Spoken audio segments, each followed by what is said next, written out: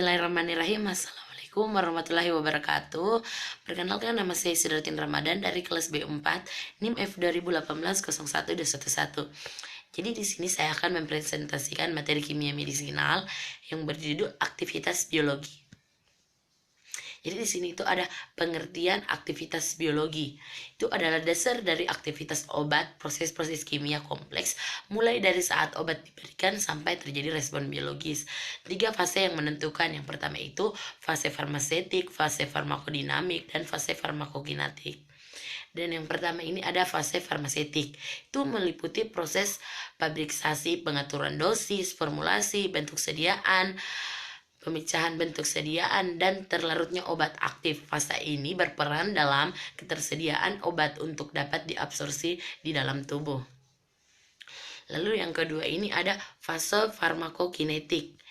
Itu meliputi proses absorpsi, distribusi, metabolisme, dan ekskresi obat atau ADME. Fase ini berperan dalam ketersediaan obat untuk mencapai jaringan sasaran atau target respon sehingga dapat menimbulkan respon biologis. Faktor-faktor penentu dalam proses farmakokinetik ini adalah sistem kompartemen dalam cairan tubuh seperti cairan intrasel, cairan ekstrasel, plasma darah, cairan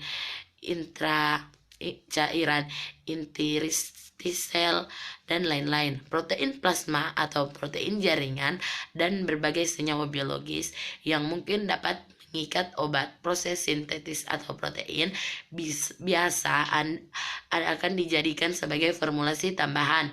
Distribusi obat dalam proses berbagai sistem kompartemen biologis, terutama hubungan waktu dan kadar obat dalam berbagai sistem tersebut yang sangat menentukan kinetika obat. Dosis dari sediaan obat, transfer antara kompartemen seperti proses absorpsi, bioaktivasi, biodegradasi, dan ekskresi yang menentukan obatnya di dalam tubuh. Lalu di sini yang ketiga itu fase farmakodinamik. Itu adalah fase terjadinya interaksi obat reseptor dalam jaringan sasaran. Fase ini berperan dalam timbulnya respon biologis obat.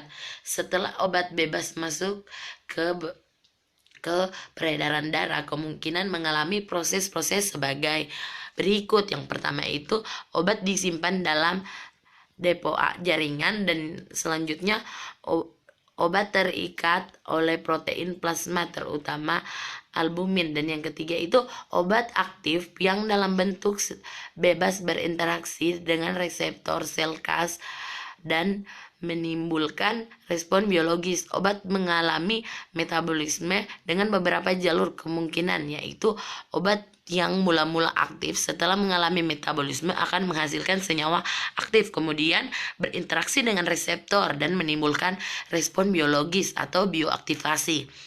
Obat aktif akan dimetabolisis menjadi metabolit yang lebih polar dan tidak aktif, kemudian diekskresikan atau bioinaktivasi. Lalu obat aktif akan dimetabolisme menghasilkan metabolit yang bersifat toksik atau biotoksifasi. Obat dalam bentuk bebas langsung diekskresikan. Lalu di sini ada sifat-sifat kimia dasar yang sangat penting untuk menjelaskan aktivitas biologis. Yang pertama itu sifat kimia yang memang peran penting dalam pengangkutan obat untuk mencapai reseptor. Hanya obat yang mempunyai struktur dan kekhasan tinggi untuk saja yang dapat berinteraksi dengan reseptor biologis. Lalu di sini ada sifat kimia fisika dan aktivitas biologi obat. Yang pertama itu sifat kimia fisika dapat mempengaruhi aktivitas biologi obat. Oleh karena itu dapat mempengaruhi distribusi obat dalam tubuh dan proses interaksi obat ke reseptor. Beberapa sifat kimia fisika yang dihubungkan dengan aktivitas biologi antara lain ionisasi, pembentukan helat, dan yang ketiga potensi redoks, dan yang terakhir itu tegangan permukaan. Aktivitas biologi senyawa seri Homolog.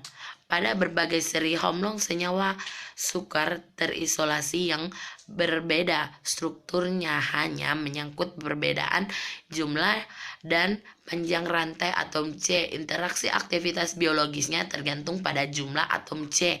Contohnya itu senyawa semi halogen itu N-alkohol, alkil rasional, dan yang kedua itu ester asam, dan yang ketiga itu alkil.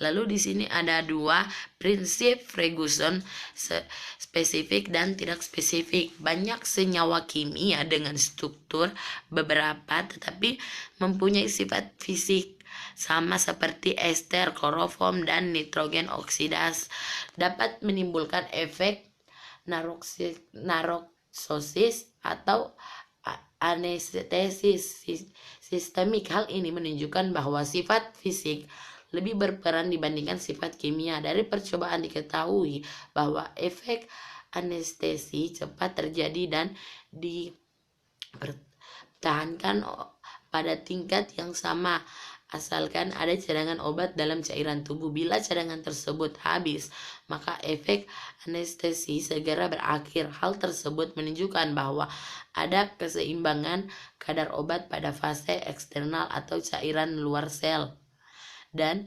biofasa yaitu fasa pada tempat aksi obat dalam organisme. Pada banyak senyawa steril homolog aktivitas akan meningkat sesuai dengan kenaikan jumlah atom C. Jadi itulah materi tadi yang saya bawakan, kurang lebihnya mohon dimaafkan. Wabillahi taufiq wa hidayah. Wassalamualaikum warahmatullahi wabarakatuh.